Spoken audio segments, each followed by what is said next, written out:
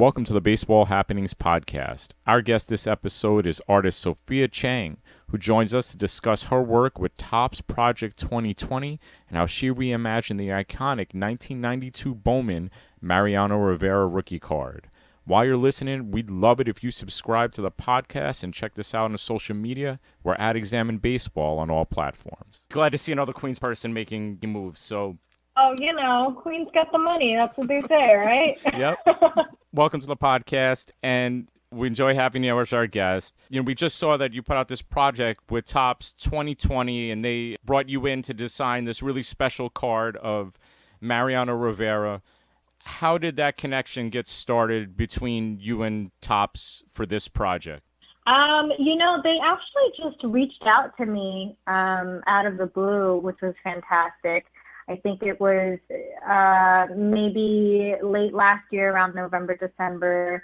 And, they were kind of just putting the word out. I think they were talking to a lot of different artists just to gather people's thoughts and interests. And we kind of actually feel like we kicked it off early this year, 2020, and just started working on everything. And so I'm sure Jerry's already told you, everything's rolling out throughout the year, which is really exciting because as soon as we had the first card that I launched was Mariano Rivera, but there's a bunch of other, obviously, cards and players that we're going to be working on and rolling out throughout the rest of this year. Even just channels in my community, people have reached out, and it's just really cool to hear all the feedback and the support. And we can get into a little mishap that we actually had with the card as well. And it's just great. The internet will always call you out for stuff. We actually switched the glove on him. Mm-hmm. So we switched it last minute. Anyways, but yeah, no, it's really exciting. A lot of great support with just the first card, and just really excited to roll out everything the rest of this year. And especially, during coronavirus, we're just not sure how we should approach the whole e-commerce, consumer, all that stuff, but there's just been a wave of support, which is really exciting. Yeah, I think it really fits into like the whole stay-at-home economy, and people are like looking for things to do, and in that community, cards hold a special place. But now that everyone's like attention's glued to his screen, I do think this is like kind of the right time for that product because people are looking for escape from watching the news and watching television, and so. I think this kind of project helps to bring people out of that funk a bit. What response have you been getting, since the release?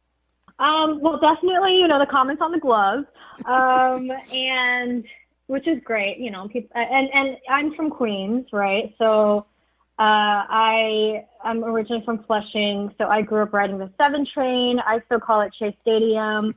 And so definitely a lot of heat from my Queens friends that are like, hey, what's going on here? Is there going to be a Mets card? And it's exciting because you could see that people are interested. So I'm trying to tell them like, hey, we're actually going to be rolling out a number of players. I didn't tell anyone who the players were. Mm-hmm. But yeah, there's anticipation, which is great, which is really exciting. And, I'll have like strangers DM me and they'll say like, I didn't really like this card, but I really love what you did with it. Because the original card, I think this is the most interesting, card to work with, just because his original card, he's not really in any type of baseball attire. Like the closest thing is he's just standing underneath the stadium pillar. So it's a very interesting picture. He's slimmer. It's obviously when he was younger, maybe in the beginning of his career, and his outfit is just really interesting especially with like the pair of slacks going on. And so, I opened up this file and I'm like, okay, well, what am I going to do with this one? And so I ran the concept by the team just to make sure they were okay with it, because it seems like it was a card for obviously a non-Yankees team. So I was like, hey, obviously he's very prominent on the Yankees team. Would it be okay if I put him in the Yankees jersey? And I kind of mocked it up for them. They're like, yeah, go for it. So that's great. Had that creative freedom. A big part of my job as an illustrator designer, a lot of times, is also just kind of solving problems. Most of the time the problem is, how can I make this look better? So Yeah, and of course, like add my own touch to it, make sure people want it, especially if it's a commodity and a product, a consumer product. So yeah, I'm glad things turned out so well. You kind of rolled with the glove thing, which I thought was cool. And ultimately you got it, fixed. You know, an interesting thing about like that card and all those like young rookies in that set, they were all filmed like in not filmed, like photographed in their street clothes as opposed to their baseball uniforms. Here you have these guys 18, 19, 20, 21, Yeah, in this like kind of like awkward like yearbook pose. very awkward. You could tell. It's so great. It's such a you could just see the vulnerability to some extent in the image as well. And yeah, it was great. But just to touch on the gloves, obviously I submitted the artwork, everything was fine, and then we launched it. Right, we rolled it out to the public, we announced it. I was maybe like the third or fourth artist who had their card launch from the start of the project. And people started commenting on Instagram like, "Hey, really love the card, really love what you did with this, but he's actually, the glove's actually on the wrong hand." Or, he's a very well known, pitcher who usually pitches with this hand and all this stuff. And so obviously we started to get, I wouldn't say some heat, but obviously the community speaking up about it. So I ran it by the Topps team. I'm like, "Hey guys, I'm sure you guys are hearing it on your end. Not sure how we didn't catch this, but at the same time, what do you think? Should we change it? If I change it, obviously I'll just switch the glove." And so there was this internal discussion about whether we should change it, because sometimes the mistakes within obviously baseball card culture might be a fun misprint and whatever. And there was that discussion. I was like, well, it's one thing if it's a misprint. It's another thing if we're kind of capturing this very prominent player. We just want to make sure we're not offending the community of these avid fans. And so because all the cards were made to order and sold only within that 48-hour period, we did have the opportunity to make that change and kind of revise and update it. And I think people appreciated that. So I'm glad that we changed. I was honestly half-half. Again, the guys over at Topps are the pros. If the community is going to respond well to it being on the wrong hand as like a more, I guess, a more in-demand product, then sure. If it would be better if we just switched it, I kind of just put the ball in their court for them to figure out what they wanted to do. Yeah, it's interesting because sometimes, like you said, there's these quirks that, like, if it's like an unintentional error, and then they go back and correct it, but in the end, you got it the way that the public wanted it, and it all worked out. This I guess is like a foray into this like niche world of collecting, and now I know you've done like a lot of illustrations and artwork and like limited edition pieces for like sneaker companies. How does that experience kind of compare to working with like baseball card collectible as opposed to like stuff that people would wear, or art that they would like display in their home? Yeah, I've always kind of had this quirky approach to what we would define art as, right? I've always been someone, I guess maybe it's also having my roots in sneaker culture and street culture. It's so closely affiliated with music culture, sports culture, and even like kind of like street art, graffiti, right? And so my approach to what art really is has always been, I think as an illustrator, it's not just poster art or 2D art that I draw inspiration from. I think a t-shirt can be framed and that can be artwork, just like how people frame jerseys that they purchase or baseball or whatever. I think objects themselves can be artwork as well. And so working on baseball cards, yeah, it's 2D. I mean, just baseball culture and baseball card culture, any type of kind of collectible community is so niche. It's a subculture to some extent, but it's just really exciting to work within that space. And so, you had mentioned some of the previous projects I've worked on.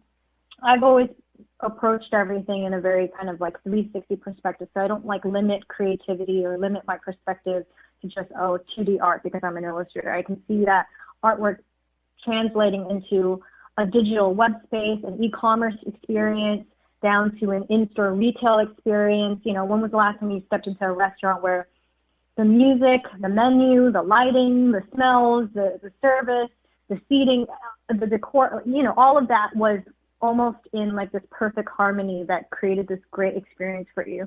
So that's how I've always approached art and design as a whole. And so when it comes to baseball cards, I'm thinking about kind of all the players here. I'm thinking, okay, great. It's baseball culture. The specific project is this limited release, it's only available for 48 hours. And wanting to also pay homage to each player. And I mentioned this in a previous interview that we had done, that working on these cards, you're really seeing a piece of American culture, right? Mm-hmm. I think, and that's the big thing with art. Art runs completely parallel to world history, to you know, whatever, like American history and so forth. And so even working on the Jackie Robinson cards, you know, just kind of going, as I'm doing research, learning more about him, learning more about the specific card, learning more about his position as a player, and just kind of diving mentally into that. And it's very educational for me because I didn't really grow up too deeply involved in baseball culture. It was just more so, hey, I'm from Queens. Obviously, I'm going to support the Mets. I've been to a few games myself. And yeah, I think it's just such an exciting journey just to kind of shift gears, change your perspective visually as an artist, to consume all this information, to be like, okay, how can I repackage this and, you know, ultimately illustrate this card, make it my own, but also make sure I'm not making the card better per se. It's just more so, hey, how can I make it my own, but also really champion who this specific player is, what they're most known for, and also package it so that it's exciting, it's interesting, and hopefully in demand for the card collector community. Yeah.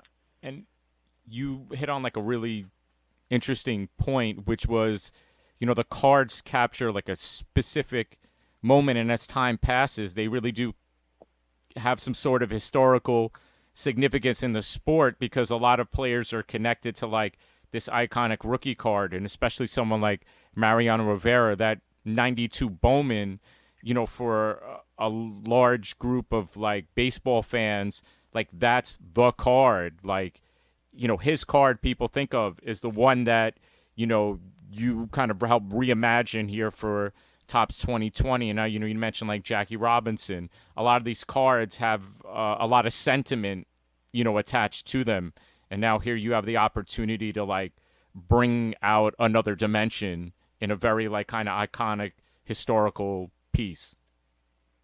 Yeah, and the exciting part too is every card is obviously different. Some of it is just, you know, the Jackie Robinson one is really mainly his face and the baseball bat. Some of them are full body, some of them are more posed, some are them in action. And so my job, or how I approach my role here, is also how can I still almost bring out the essence of this card and still keep that while kind of adding my own personal creative flair to it as well. And so now you discussed there's like multiple pieces. Are you able to speak on like how many of these you're involved with for the project? Because you said it's running throughout the entire season. Yeah, so I believe the program has, so they have obviously multiple artists who are all working on the Project 2020 series, and we're all working on the same cards. We're just creating our own flair to it. I believe, let me check on my end how many there are. There are a total of 17 cards. Or is it 20? I don't know. I have 17 card files on my end. But we're all the artists are working on the same cards, which is really exciting because whenever we check the website, we can kind of see how other artists have interpreted the same card. And a lot of these artists I'm actually a fan of, so I've been like kind of purchasing some on my own as well. And it's just great just to have this little community all work on the same card and see how they can bring their own flair and their own style into each one. One of the things that's also interesting about the card community is autographs. I'm sure once these cards hit the collector's hands, invariably someone's going to hit you up and say, hey, we want you to sign a card. Like, what does that mean to you, or what do you maybe expect about that experience of someone saying, like, hey, we want your signature on this card that you did? Because that's also like a large part of the culture. I mean, that would be a huge honor. I haven't been approached for that just quite yet for this project. But yeah, I don't see why not. Obviously, it's an artist collectible. Some of these have maintained the base of the original card. Some people just completely drew over it. For me, I wanted to keep a bit of the card and add a bit of my own art. I'm looking at the one on the website right now because it's funny because I work on the project and I kind of forget. I need to set a reminder for myself, like every 48 hours, to check the website to be like, ooh, which new ones are on there in case I want to buy some. But sorry, I got like derailed. Yeah, you were What was talking the about question checking like again? the new cards that come up. Because we were talking about having you Before sign them, then? right? Yeah, we're having you talking about you Oh signing yeah, them. having me sign them. Yeah, yeah, I haven't been approached for that, but yeah, I don't see why not. I mean, it's a piece of artwork that you're purchasing. That's the exciting part. It's not only just a baseball card now. Actually a piece of artwork. It's a baseball card for anyone who's a fan in the space. This is like the ultimate like kind of Megatron like combination of what you would love, and it makes perfect sense to have the artist sign it and kind of almost fully complete the piece. Yeah, I think it'll be a nice compliment to it when they do eventually reach the hands of of collectors. Do you have any other projects that you kind of anticipate working on in the sports realm? As the years going along, I know things are getting really interesting for everybody. In terms of what's going on in the world, but has this opened up another door for you, or how do you see things going forward? Yeah, so I was in conversation with the MLB earlier this year, and we were potentially going to work on some stuff for opening day with the players walking out to, the players get to choose what song they want to walk out to, and potentially creating this custom illustrated baseball for each player or select players, and I guess they would gift this baseball to the artist whose song that they would be walking out to. That project got put on hold, obviously, given the state that we're in with sports culture. But it's been fun because I've had a chance over the years in my career to be able to work with a lot of the big guns from the NBA and MLS. Was hoping to get MLB under the belt as well. At some point, it's just kind of a collect them all approach that I'm having right now. I'm like, hey, and look, I've got a long road ahead. I'm excited. Hopefully, I'll have a chance to be able to work with the MLB directly, NFL and NHL, and US, the Tennis Association as well. I had a conversation with them a couple of years ago about potentially doing some stuff for the U.S. Open. So I think, the opportunities are there. I mean, yeah, and I would love to do something for Olympics at some point in my career. Plenty of time. I think sky's the limit. So. Hopefully they'll be listening and they'll give me a call. For people that want to get in touch with you, what's the best way via social media as well as your website for them to check out your work and see what it is that you are doing? Yeah, you're gonna really appreciate the story. So my Instagram handle and my website, it's essentially an acronym. It's just ESYMAI. ESY is kind of like you pronounce it as SC, so my initials, and then MAI is just I am backwards. So when I was in high school growing up in Queens, I used to, everyone used to have a little tag, right? So you go to the post office and get those stickers, USPS the to from stickers, and I would draw all this stuff. This is probably my early illustration typography days where I would create these little tags and I would stick them all over the place. Almost got me suspended senior year. But I made it through. And so, when I had to make a screen name or buy a website domain, create an Instagram handle, I'm like, man, I can't get that creative. I kind of just stuck with this. So that's the story behind what my I guess the SUMI, what that is, because a lot of times people are just kind of stare at it like I don't really know. But it's just really I am Sophia Chang kind of played around with. So yeah, if people are interested, they can check out more of my work at esymai.com. That's ESYMAI, or they can follow me on Instagram under the same handle. Thanks for listening to the Baseball Happenings podcast. We hope you enjoyed the episode. It would mean a lot if you rated and subscribed to us on whatever platform you're using to listen to the podcast. While you're at it, don't forget, keep swinging for the fences.